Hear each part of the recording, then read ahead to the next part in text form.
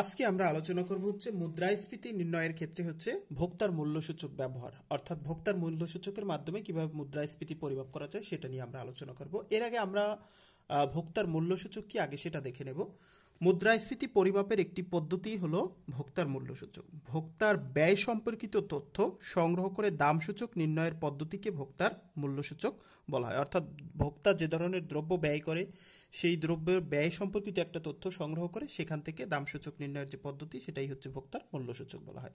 এক্ষেত্রে চলতি বছরে ভোক্তারা যে সমস্ত দ্রব্য সামগ্রী ক্রয় করে তার প্রতিনিধিত্বকারী নির্দিষ্ট দ্রব্যগুচ্ছ ক্রয় বাবদ যে ব্যয় করে তার সাথে ভিত্তি বছরের মূল্যের তুলনা করা হয়ে থাকে।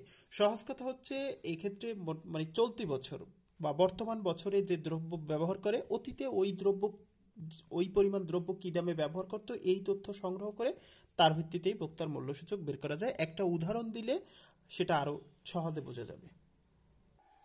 মূলত একাদশ এবং দ্বাদশ শ্রেণীর যে বই সিলেবাস আছে সেখানে ভোক্তার মূল্যসূচক সম্পর্কিত এই প্রশ্নটা প্রায় প্রতি বছরই এসে থাকে। সেখান থেকে আমরা একটা প্রশ্ন নিয়েছি এবং এই প্রশ্নটা সমাধান করব। এই প্রশ্নটা সমাধান করলে এই অধ্যায় থেকে যে ম্যাথমেটিক্যাল সমস্যা আছে সবটাই আমরা সমাধান করতে পারবো ইনশাল্লাহ। এখানে যে প্রশ্নটা দেওয়া আছে এটাও একটা সালের প্রশ্ন। ঢাকা বোর্ড 2023 সালে এই ধরনের প্রশ্ন আসছিল।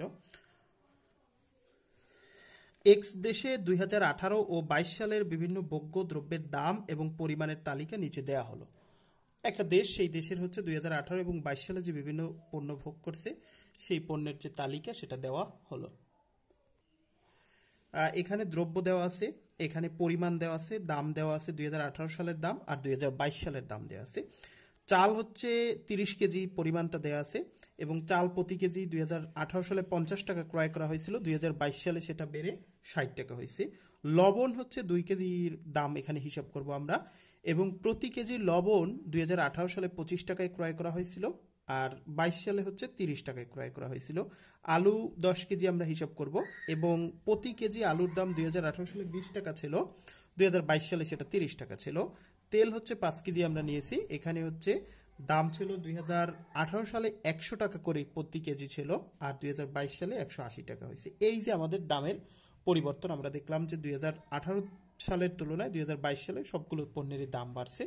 তাহলে এই যে পণ্যের দামগুলো যে বাড়ছে এই বাড়ার ভিত্তিতে আমরা দেখব 2018 সালের তুলনায় 2022 সালে মুদ্রাস্ফীতির হার কীরকম সেটা আমরা একটু চেষ্টা করব দেখার। এবং প্রশ্নে বলেছিল, সেই প্রশ্নেই বলা হয়েছিল 2023 সালে ঢাকা বোর্ডে প্রশ্নটা ছিল এরকম যে ভোক্তার দাম সূচকের মাধ্যমে এক্স দ্রব্যের মুদ্রাস্ফীতির হার নির্ণয় করো। এখানে দেখা যাচ্ছে যে আমরা ভোক্তার মুদ্রাস্ফীতি নির্ণয়ের জন্য ভোক্তার মূল্যসূচক নির্ণয় করতে হবে। আমরা সেজন্য যে সারণী আছে সেটা নিয়ে নিলাম। প্রথম হচ্ছে দেখি ভোক্তার দাম সূচক নির্ণয়ের সারণী। এখানে 2018 সাল 2022 সাল দ্রব্যের পরিমাণ দেখানো হচ্ছে।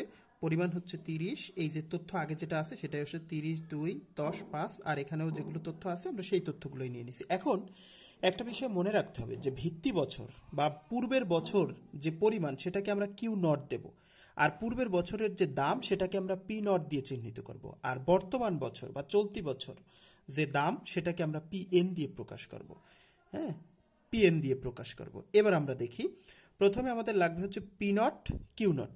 পি নট কোনটা?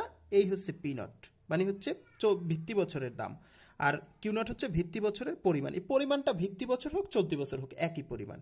তাহলে আমরা হচ্ছে পি নট কিউ নট করি। পি নট কিউ নট মানে হচ্ছে এইটা আর এটা গুণ করব। তাহলে হচ্ছে 30 আর 50 গুণ করলে কত হয়?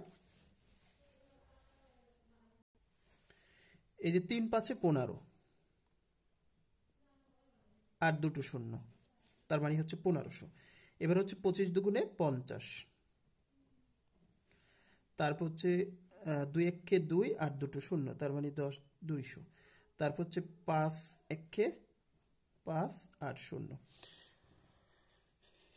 এবার হচ্ছে পি এন কিউ এন, তার মানে হচ্ছে পি এন কিউ এন কোনটা?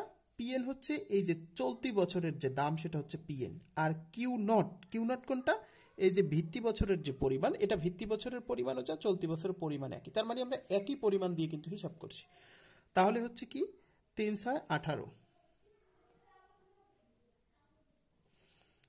তারপর হচ্ছে 30 দুগুণে 60, তারপর হচ্ছে এই যে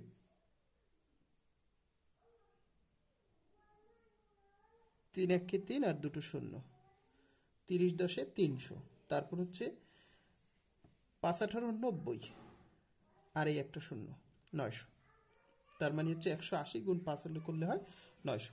তার মানে আমরা পিএন কিউ নটও পেয়ে গেলাম। এবার আমরা কি করব, সূত্র লিখব। আমরা জানি ভোক্তার মূল্য সূচক বা কনজিউমার প্রাইস ইন্ডেক্স অনেক সময় কিন্তু হচ্ছে সিপিআই এর পুনরূপ আসে। তাহলে সিপিআই এর পুনরূপ কি, কনজিউমার প্রাইস ইন্ডেক্স, ভোক্তার মূল্য সূচক, এটা অনেক সময় ক নম্বরে আসে। তাহলে হচ্ছে কনজিউমার প্রাইস ইন্ডেক্সের যে সূত্র সেটা হচ্ছে summation p n q naught, summation মানে সমষ্টি পিএন কিউ নট বাই হচ্ছে summation P naught Q naught. তার মানে হচ্ছে প্রথম হচ্ছে আমাদের পিএন কিউ নট লাগবে, পিএন কিউ নট এটা সামিশন মানে এটা যোগ করা লাগবে। আমরা এই সবগুলো যদি যোগ করি তাহলে আমাদের আসবে 3060। আরেকটা লাগবে summation P naught Q naught. এবার summation P naught Q naught কই, এই যে পি নট কিউ নট এটাকে যদি যোগ করি তাহলে summation P naught Q naught আসবে। এটা করলে হবে হচ্ছে 2250। এবার আমরা মান বসাই দিই। এই summation p n q naught এই হচ্ছে এটা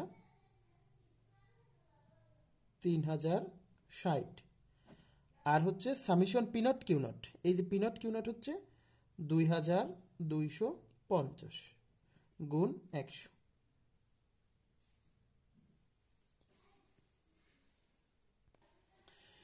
এই 3060কে যদি আমরা 2250 দিয়ে ভাগ করি তাহলে আসবে 1.36 গুণ হচ্ছে 100। এবার আমরা হচ্ছে 1.36কে যদি 100 দিয়ে গুণ করি তাহলে হচ্ছে 136 আসে, 136 আসে, 136। সুতরাং দামের স্তর বেড়েছে কত, 100 দিয়ে 100 যদি বিয়োগ করি, আর কারণ যে কোনো বছরের দামকে আমরা 100 ধরবো, ওইটা যে ভোক্তার দাম সূচক আসছে ওটার থেকে যদি আমরা 100 বিয়োগ করি তাহলে দেখব যে সুতরাং দামের স্তর বেড়েছে 36%, 36%। তার মানে 2018 সালের তুলনায় 2022 সালে দামের স্তর বেড়েছে বা দাম বেড়েছে 36% দাম বেড়েছে, অর্থাৎ মুদ্রাস্ফীতির হার 36%। এভাবে ভোক্তার মূল্য সূচকের মাধ্যমে আমরা মুদ্রাস্ফীতি পরিমাপ করতে পারি। এভাবে এই যে আমরা মুদ্রাস্ফীতি পরিমাপের যে পদ্ধতি শিখলাম এইটা কিন্তু দ্বাদশ শ্রেণীর পরীক্ষাতে প্রতি বছরই এই প্রশ্নটা সাধারণত আসে। সুতরাং তোমরা ভালো করে যদি এটা বোঝার চেষ্টা করো বা ভালো করে যদি এটা দেখো তাহলে এই অঙ্কটা কিন্তু প্রতি বছরই তোমরা পাবে এবং করতে পারবে। আজকে এ পর্যন্ত, দেখা হবে পরবর্তী কোনো লেকচারে, সে পর্যন্ত ভালো থাকবে, আল্লাহ হাফেজ।